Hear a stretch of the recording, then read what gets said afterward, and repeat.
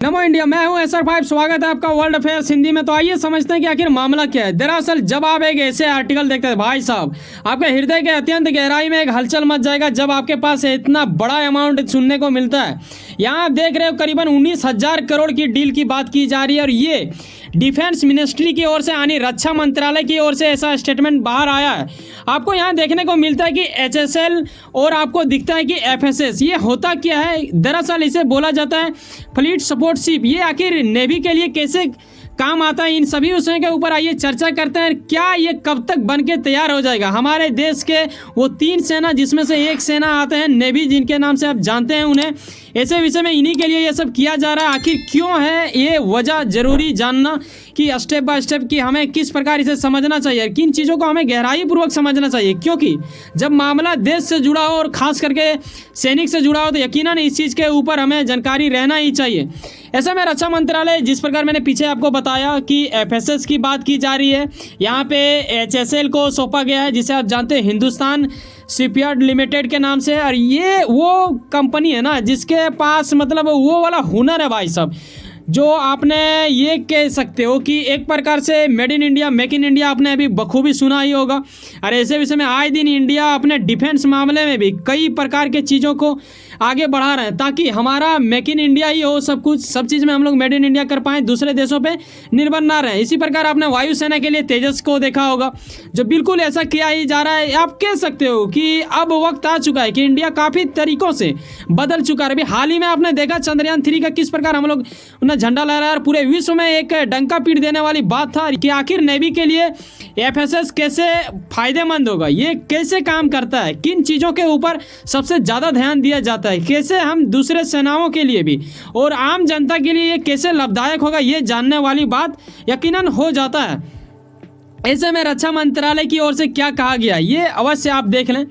यहाँ पे कहा जा रहा है वही जैसे कि मैंने पीछे बताया, कहीं ना कहीं सक्रिय करने की बात की जा रही है, भागीदारी की बात की जा रही है, प्रोत्साहित करने की बात की जा रही है। मतलब आप समझो शॉर्ट में तो मेक इन इंडिया की ही बात की जा रही है, ताकि हमारा घर का बना हुआ चीज़ हो तो यकीनन एक प्रकार से अच्छा होता है और उसमें एक नेक्स्ट लेवल का गर्व करने का एक हमें मौका मिलता है। अब वजह क्या है इसे बनाने का? देखो कई बार क्या होता है कि हमारा शिप जो होता है ना वो कई अलग अलग जगह पे होते हैं। अब ऐसा तो नहीं है कि हम बीच बीच में स्टेशन बना देंगे, कहीं कहीं पे बंदरगाह बना हुआ है, ऐसा नहीं है कि बना भी नहीं है। लेकिन कई बार ऐसा स्थिति उत्पन्न हो जाती है कि जब हमारे पास फ्यूल ख़त्म हो जाते हैं, कई बार हमारे पास वेपन्स ख़त्म हो जाते हैं, हथियारों की ज़रूरत होता है, वर्दियों की ज़रूरत होते हैं, कई प्रकार के खाने की ज़रूरत होता है। ऐसे में हमारे पास वो चीज़ नहीं मिल पाता है। यानी जब मैं हमारे बार बार बोल रहा हूँ तो आपको समझना है कि वो नेवी ही बोल रहा हूँ, ठीक है? तो आगे समझेंगे कि ये किस प्रकार हमारा मदद कर पाएगा FSS।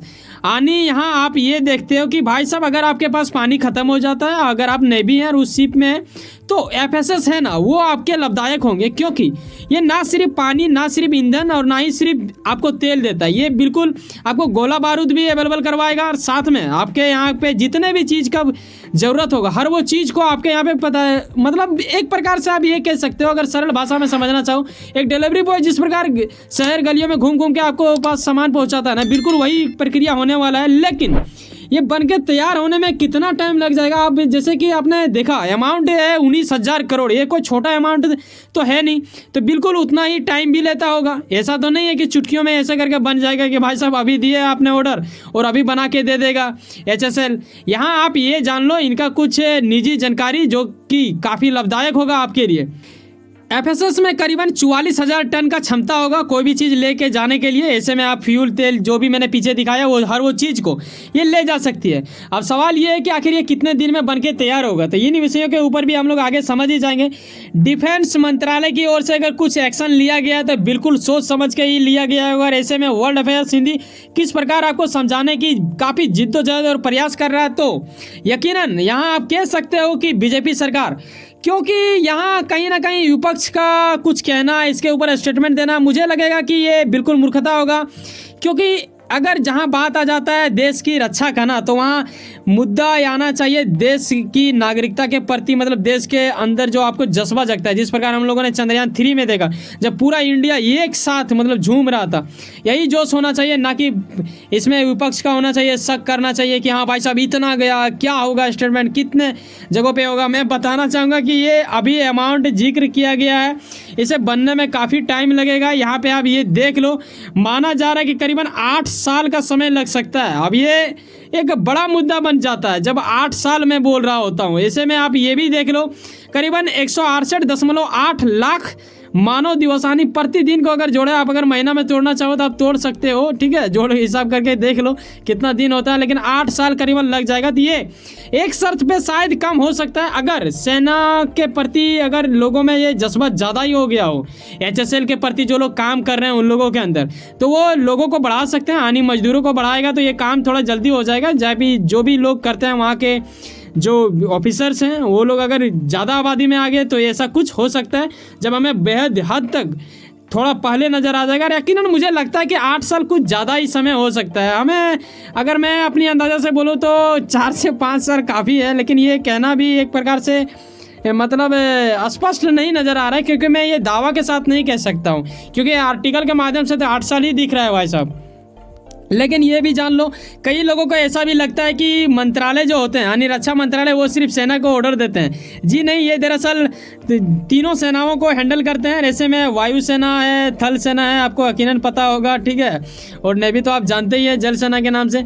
ऐसे में इन तीनों को काफ़ी प्रकार से इनका लाभदायक चीज़ों को देना लेना और इनके ऊपर नियंत्रण रखना कहीं ना कहीं रक्षा मंत्रालय विभाग के अंतर्गत आता है। और इसमें आपको यह पता होना चाहिए कि हमारे देश के अभी रक्षा मंत्री हैं राजनाथ सिंह, जिसे आप यहाँ पे देख रहे हो PM मोदी के साथ गले मिलते हुए, और ये दोनों BJP से आते हैं, जो कि गजब वाली बात होता है। इसीलिए कहते हैं ना कि BJP का एक अलग ही नेक्स्ट लेवल का जलवा है अपने आप में। लेकिन ये कहना उतना उचित नहीं होगा, लेकिन जब ये लोग अच्छा कार्य करते हैं तो कहीं ना कहीं देखो, जब हम कोई भी रहे, अगर मान लो अभी सत्ता में रहता कांग्रेस, तो मैं यहाँ पे कांग्रेस का कहता। अभी इसमें कई लोग कमेंट में ये कह देंगे कि भाई साहब आप BJP का तारीफ कर रहे हो। जी नहीं, मैं काम का तारीफ कर रहा हूँ, क्योंकि इन्होंने वो चीज़ करके दिखाया, आज तक नहीं हुआ, तो अभी जब हो रहा है तो बिल्कुल अच्छा हो रहा है। ये हमारे सेनाओं के लिए काफ़ी लाभदायक होगा, खास करके नेवी के लिए। वैसे सुनो ना कहीं कुछ ना कुछ काम करते हैं, यकीनन काम के प्रति काफ़ी ज़्यादा उम्मीद रखते हैं, यकीनन आपका मेहनत आपका मंजिल पर केवल। वैसे सुनो ना, सब्सक्राइब कर लो वर्ल्ड अफेयर्स हिंदी और जुड़े रहो मुझसे। देखो, एक बात का हमेशा ख्याल रखें, जब आप 7, 8, 9 मिनट हमारे साथ समय बिताते तो भाई साहब एक लगाव बनता है, सब्सक्राइब जो बिल्कुल फ्री तक करके जाए, क्योंकि चैनल ये बेहद नया है, अभी करीबन ठीक से 1 महीना भी नहीं हुआ होगा। ऐसे विषय में सब्सक्राइब की संख्या ना देखें, क्योंकि वो संख्या आप ही लोग से बढ़ता है। तो गुणवत्ता देख के आए चैनल में और एक फैमिली बने। इस फैमिली में आपका स्वागत है वर्ल्ड अफेयर्स हिंदी में, और मिलते हैं किसी नेक्स्ट वीडियो में। बाय, जय हिंद, जय भारत।